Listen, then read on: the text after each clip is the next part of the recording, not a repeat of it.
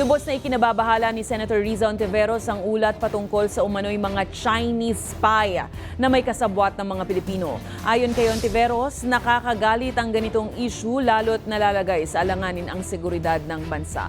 Base sa ulat, nag-iikot sa ilang kampo ng militar at mahalagang tanggapan ng gobyerno sa bansa ang tinaguriang mga espiya, dala-dala ang kanilang surveillance equipment. Sa kabilang banda, nananawagan naman ang senadora na marapat na maging maingat ang taong bayan sa pagboto sa mga kandidato na hindi kapakanan ng Pilipinas ang iniuuna, kundi pansariling kapakanan lang at tila pagbulag-bulagan sa mga ginagawang ito ng China. Ang kakapal talaga ng mga mukha, di ba? Ang tatapang talaga ng mga apog, di ba? So talagang nagsasalubong na yung mga issue, yung mga haka-haka, at yung mga ebidensyang lumabas kahit doon sa aming mga POGO hearings.